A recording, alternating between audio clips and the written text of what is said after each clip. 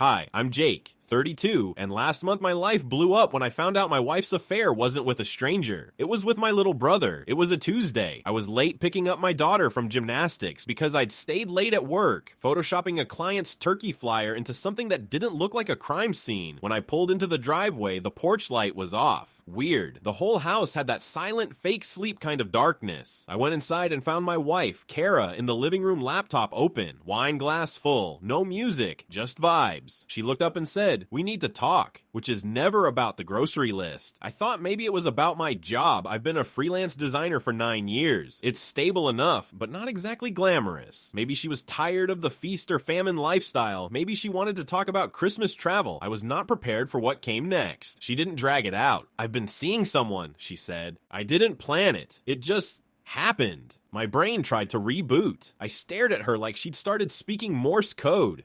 "Seeing someone," I repeated, like maybe the phrase would turn into something less nuclear if I said it back. Then she added, "It's Matt." I thought she meant someone at work. I said, "Matt who?" And she just blinked at me. That's when it hit. My brother, my younger, charming, professional Instagram husband brother who still borrows money for gas and calls it bridge funding. I sat down so slowly it felt like falling in slow motion. "How long?" I asked. She didn't answer right away, just picked at the label on her wine bottle like she was shy. "A few months after his breakup." I laughed. I actually laughed. "So when I told you I was proud of you for helping him through that, you were what? Taking turns on the couch?" "Don't be cruel," she snapped, like I was the one who'd started sleeping with family. I stared at her and something cold locked into place. "Does he know you're telling me?" "He thinks we should be honest," she said. "He wants to spend Christmas together, all of us. It's about family." I stood up. My hands were shaking, but my voice wasn't. "You think I'm going to do Christmas like some busted Hallmark movie where the husband gets cheated on and just helps set the table?" She didn't answer, and just like that, something cracked. Not a snap, a shift, a letting go. I went upstairs, packed a bag, grabbed my daughter's gymnastics gear, and texted my mom. "Can we stay a few days?" I didn't say why, yet. My mom's house smelled like cinnamon and unresolved resentment. She greeted me in her bathrobe, hair in rollers, like I hadn't just dropped a truth grenade on her front porch at 9:42 p.m. the night before. I texted, "Kara cheated with Matt." 3 words, her only reply, "Come home." So I did. Mia, my daughter, was still asleep in the car seat, clutching her sparkly leotard like a comfort blanket. I carried her upstairs, tucked her into my old room, still painted a baffling forest green from when I thought being edgy meant wilderness vibes, and came back down to find my mom already in motion. Tea, blankets, judgment. She sat across from me with a mug that said Mama Bear and looked at me the way only moms can, like they're proud of you and furious on your behalf at the same time.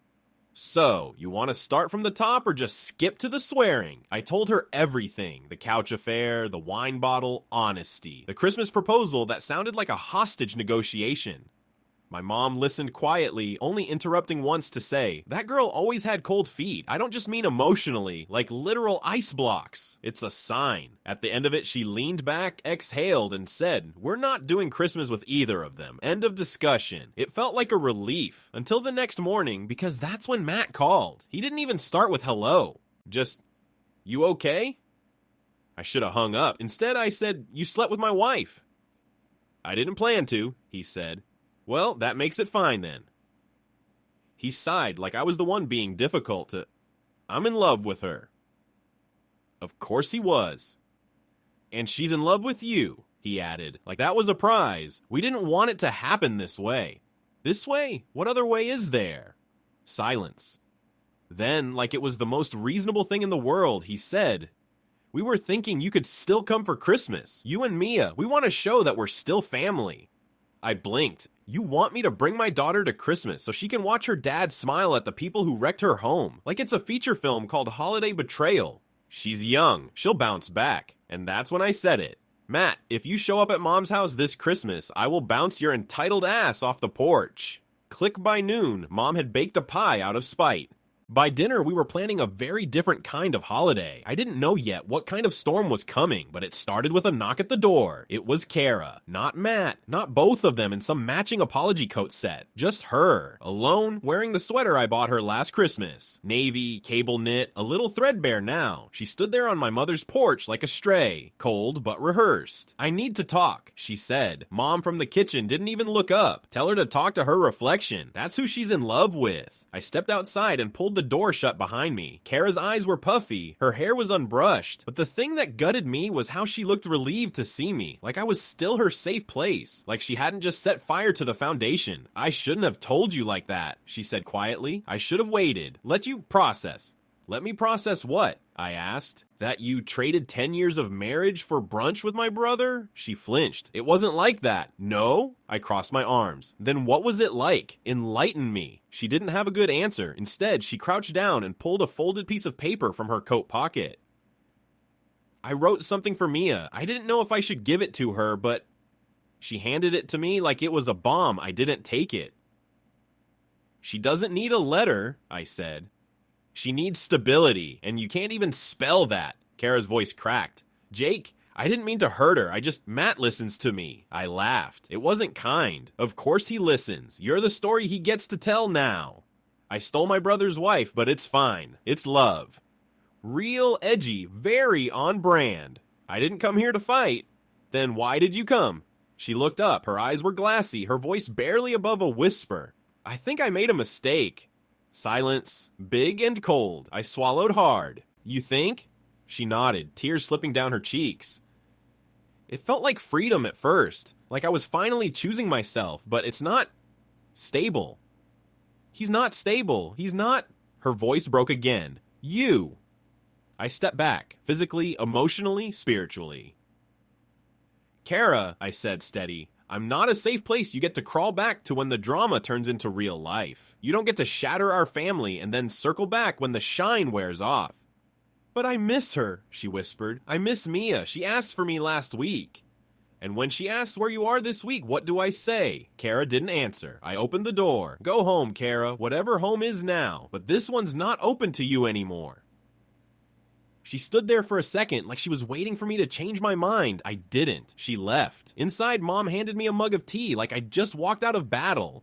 I sat on the couch next to Mia, who was busy gluing pasta to construction paper in a design that was either a snowflake or a solar flare. She looked up at me and said, "Was that Mommy?" I nodded. "Yeah, baby." She stared at me with those giant brown eyes and asked, "Is she coming for Christmas?" I shook my head. "No, sweetie, it's just us this year." Mia paused, then said, "Good. She always makes us clean before we open presents." I laughed. I needed to laugh, but that moment, light, fleeting, was the eye of the storm, because Matt hadn't shown up yet, and when he did, it wouldn't be with apologies, it would be with paperwork. The envelope came 3 days before Christmas. Manila, thick, no return address, just my name in a handwriting I recognized too well. Matt's, the same swoopy, overconfident loops he used to sign birthday cards as a kid, like he was already famous. I didn't open it right away. I left it on the counter like a cursed object. My mom spotted it while making fudge and squinted at it like it might explode. "Is that from him?" I nodded. "You want me to burn it?" I almost said yes. Instead, I opened it. Inside, a letter from Matt's lawyer. Informal proposal for shared custody and holiday visitation rights, re Mia Jackson. A cover note from Matt himself, typed, but with a little handwritten smiley face at the bottom like we were still in middle school. I read the whole thing twice, then a third time. It wasn't just a custody suggestion. It was a whole plan. Alternating weekends, alternate Christmases. Kara and I would love to be included in traditions moving forward. They even had a section about normalizing the new family unit. Normalizing. I saw red. I marched outside, phone in hand, pacing the frozen yard like it was a war room he picked up on the second ring. "Hey, did you get the... What the hell is wrong with you?" Matt paused. "Okay, deep breath, man. I know this is a lot. You think you're entitled to my daughter now? You cheat with my wife and want partial custody like she's a subscription box?" "I love Mia," he said. "Like that should make it okay." "And she knows me. This doesn't have to be a war." "It already is." He scoffed. "Come on, Jake. Be the bigger man. You've always been that guy. Steady, reliable. This is just a legal formality so we can make space for everybody." You don't get space, I said. You get consequences. Oh, so now you care about what's legal. After all those times you helped me out without paperwork, the car, the rent, the loans. Don't mistake my kindness for an open door, I said. You slept with my wife, Matt. You lied to me for months. You don't get to rebrand that as co-parenting. A long pause. Then, you're making this harder than it has to be. No, I said. I'm finally making it real. I hung up, went inside, took the whole envelope, letter and all, and shoved it into the drawer where I keep expired warranties and emotional landmines, and then I called my lawyer. She was concise, unfazed. They don't have a case, she said. You're not married anymore. He's not the biological father, and Kara hasn't filed for joint custody. This is noise. It's dangerous noise. Let me handle it. Click. I sat on the floor, suddenly exhausted. Mia walked in wearing a tiara and mismatched socks. Dad, she asked, can we make reindeer chow tonight? I nodded. She sat beside me and leaned her head on my arm.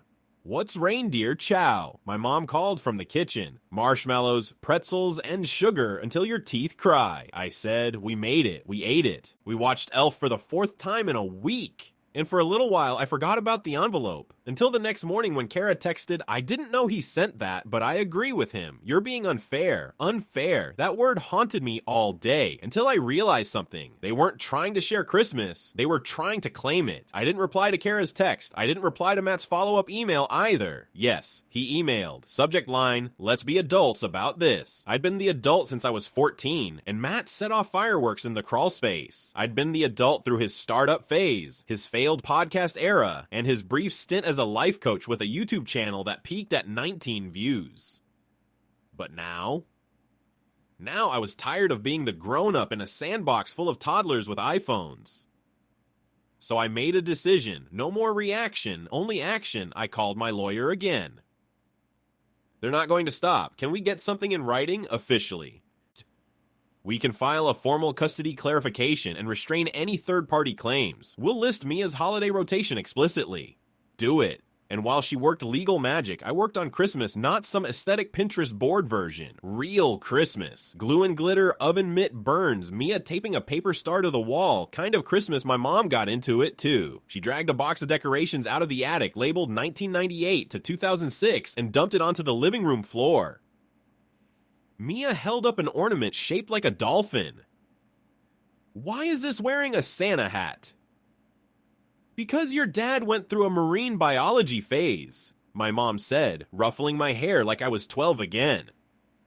Theo, my 3-year-old nephew who I forgot to mention earlier because he is loud and sticky, I decided the tree needed more socks. He contributed 4. We left them. That night, I got a text from Kara again. Matt is upset you won't include him. He wants to be there for Mia. Please don't let your pride punish her.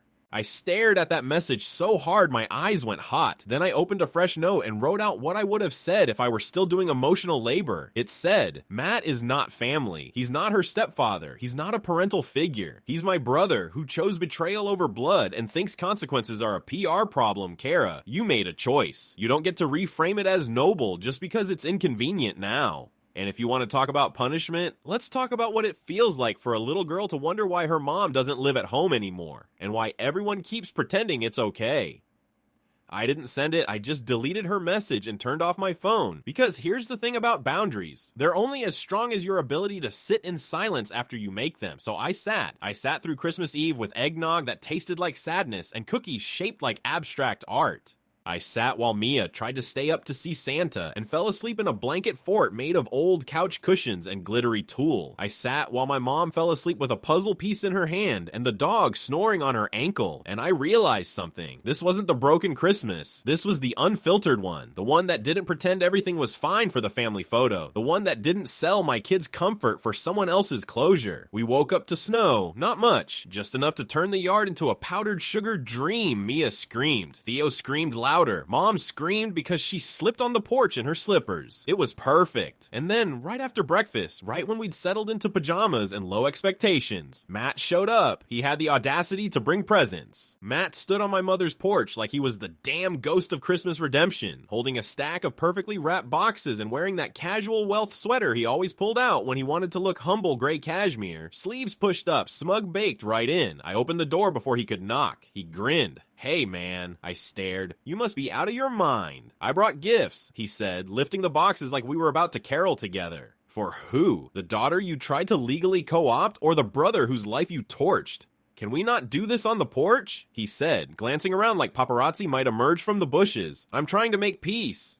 Peace, I repeated, like you made peace with my marriage. He had the nerve to sigh. Jake, you can't freeze me out forever. I'm still her uncle. No, I said. You're a cautionary tale. That one landed. His face twitched, but he held it. I'm serious, he said. Kara's devastated. You've turned everyone against her, against us, and Mia's confused. She deserves to see that family is complicated, not disposable. My laugh came out sharp. Don't talk to me about what Mia deserves. You gave up the right to weigh in when you started playing house with her mother behind my back. She loves me. She loves attention, I snapped, and you're just the latest glow-up. He flinched. You've always looked down on me. Because you make it so easy. A flicker of something dark crossed his face. Fine, be a martyr, but Mia's going to grow up and she'll ask questions. I just hope you're ready to explain why her mom cried alone on Christmas and her uncle wasn't allowed inside. I stepped out onto the porch and closed the door behind me. I am ready, I said. I'll tell her the truth, that sometimes love wears a mask, and sometimes that mask looks like family. I'll tell her I protected her. And if she resents me for it later, I'll live with that. But what I won't do is let you rewrite the story while we're still living in it. He held the gifts tighter. So what do I do with these? Donate them, I said, or give them to Kara. Maybe she can film an unboxing and cry on camera. His jaw tightened. You really think you're better than us? No, I said, I think I'm finally done being worse to myself just to keep you comfortable. And then softly, leave, Matt. He hesitated. I didn't. I stepped back inside and closed the door. Mia looked up from her sticker book. Was that Uncle Matt? Yep. She frowned. Did he bring me anything? He tried, I said. She blinked. Did you tell him we already have enough stuff? I smiled. Something like that. We spent the rest of the morning making cinnamon roll reindeer and watching a Christmas movie that had talking snowmen and no romantic betrayal. Later, I found the gifts stacked neatly on the porch, untouched. Matt was gone. Mom poured a splash of brandy into her coffee and said, well, that's over. But I knew better. This wasn't over, because Kara had always hated being left out, and she wasn't going to take Christmas in exile lying down. It started with the video. I didn't even know Kara still had access to my old Dropbox folder, but apparently, somewhere between betrayal and brand deals, she'd forgotten to unlink her devices from mine. So when the file uploaded, I saw it. File name, 4miafinal.mp4. I watched it alone at 1:14 a.m., sitting at the kitchen table while the house creaked like it was eavesdropping. It opened on Kara, perfectly lit, sitting on a beige couch I didn't recognize. New place, I guessed. Tastefully barren, like someone had Pinterested the phrase healing energy and just hit purchase. All she smiled, soft, watery, and started speaking in that gentle teacher voice she used to save for back-to-school nights. Hi, baby girl. I miss you so much. I know this Christmas looks different, but that doesn't mean I don't love you. Cut to B-roll of her decorating a tree by herself. Then a close-up of a hand, Matt's, hanging an ornament with the word hope etched in wood cue the piano music. I know your daddy's mad at me. That's okay. Grown-ups have big feelings too. But someday, I hope you'll see that families change. And sometimes, that change is beautiful. Cut to a still photo, Kara and Matt on the couch, each holding a mug, laughing at something off camera. In the corner of the screen, the words, "Love grows when we let it." It ended on her looking directly into the lens, whispering, "I'll always be your mommy, no matter what." I sat there, stunned. Not because it was sentimental. I expected that, not even because it was manipulative. That was classic Kara no. I was stunned because of the production value. They hired a videographer. She was using our daughter like a campaign. I closed the laptop and breathed in, out, once, twice. Then I forwarded the video to my lawyer with one sentence. Consider this Exhibit A. The next morning, Kara texted me like nothing had happened. Kara, hey, just wanted you to know I made something special for Mia. Hope you'll share it. She deserves to hear from me. Me? She deserves peace, not propaganda. Kara, she deserves both parents. Me? Then maybe one of you should try being one. She didn't reply. Not directly. Instead, she posted the video, not privately, not in a family group, publicly, on Facebook, with a caption, "To the mamas who can't hug their babies this Christmas. This one's for you." The comments poured in. So brave. Love always finds a way. She's lucky to have you. You're the real victim here. My cousin Ashley sent me a screenshot with the note. She's framing you as the villain, FYI. I texted Kara one last time. Me. Take it down. Mia isn't your brand. No response. By noon, my phone was vibrating like a pinball machine. People I hadn't spoken to in years weighing in on my parenting, my silence, my supposed toxicity. Mom took one look at my face and poured 2 shots into her tea. She wants you to snap, she said. Don't. That's her favorite sport. I'm not snapping, I said. Then I opened my laptop, clicked record, and filmed my own message. Not for public consumption, not for Mia, just for clarity. Hi, I'm Jake, 32, art director, full-time dad, once upon a time husband to someone who thought love meant likes. And this Christmas, I decided no more. I spoke calmly, factually. I explained the timeline, the betrayal, the letters, the performance. Then I ended with one sentence. We don't make kids pick sides. We protect them from having to. I saved it. Unlisted insurance. That afternoon, Mia climbed into my lap, half asleep from too many cookies, and whispered, I'm glad Santa came here instead of Mommy's new house. I kissed her forehead. He always knows where the real joy is. It should have ended there, but Kara was never good at endings, and she wasn't done, because the next day I got a notice in the mail. She was filing for joint custody. The envelope was thick, stamped official, and smelled faintly of expensive perfume and desperation. Joint custody petition, filed 3 days after Christmas. Kara wanted alternating weeks, plus shared holidays and family event inclusion. She claimed emotional distance was harming Mia's development, claimed I was withholding maternal connection. She even included the video as supporting material. My lawyer called me while I was standing in line at the grocery store, staring at a bag of mini marshmallows and wondering how life had devolved into a legal drama and marshmallow math. Jake, she said, voice calm and clinical. We're going to fight this. It's weak, performative, and paper thin, but she's playing the long game now. That means you need to get real boring, real fast. Boring? I echoed. Consistent, predictable, clean, no online rebuttals, no vague posts. Be the lighthouse, not the thunderstorm. I nodded, even though she couldn't see me. I can do that? Good. Because Kara just lit a match she doesn't know how to carry. I didn't tell Mia about the papers. You don't hand a 7-year-old legal trauma like a bedtime story. What I did do was start documenting every bedtime story, every school lunch, every glitter explosion. My lawyer said we might need a log. I was already keeping one. It was called Being a Parent. Meanwhile, Kara posted a carousel of New Year's intentions. 2026 is for healing, for co-parenting with grace, for blended families and brave love. The last slide was a blurry selfie of her, Matt, and a bottle of champagne. Mia was not in it. Matt sent me a single text. Matt. Can we just talk, man? This is getting out of hand. I blocked him. Blocked Kara too after she sent a follow-up email with the subject line, open heart, open home. Instead, I went quiet. I got Mia into a better school, found a therapist who specialized in parental alienation, started going to therapy myself. Turns out being the responsible one for 3 decades doesn't mean you're okay. And I built the kind of peace Kara and Matt couldn't spin into a feed. I didn't fight back loud. I fought back well. And then she dropped it. In early March, her lawyer emailed mine. Client would like to withdraw petition and pursue informal visitation schedule instead. No apology. No explanation. But a week later, I got a text from Kara from a new number. Kara, I'm sorry. I thought I was doing the right thing. I wasn't. I stared at it for a long time. Then I replied, me. It's not about you anymore. It's about Mia, and her boundaries are mine now. When she's ready, we'll talk, but not before. No dots, no reply. Silence. By spring, Mia was thriving. She wore princess dresses over jeans and told everyone she was an inventor. She built a robot out of juice boxes and named him Ted.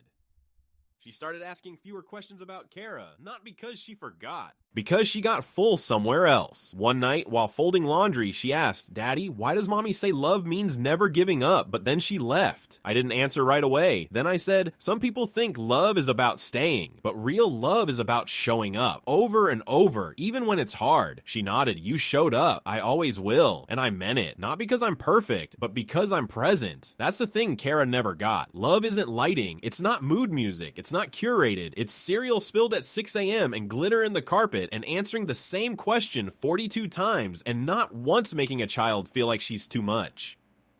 This year, we kept the decorations up until Easter. Not because we were lazy, because it made Mia happy. And I'll take joy over image every time the final thing I did, printed one more list, taped it above Mia's desk. It reads, "Your voice matters. Your feelings are safe here. You are not a prop. You are loved on purpose." And underneath, in small letters, Daddy doesn't do rebrands. The house is still chaotic. The dog still eats crayons. Matt is off social media. Kara's page is private now, probably for the best. But we're good. We're loud, weird, joyful, and ours. And if someday Mia asks what that one strange Christmas was about, I'll say, that was the year we stopped pretending and started living. And she'll smile, because even at 7, she already knows. Love isn't a filter. It's who stays in the picture when you stop cropping.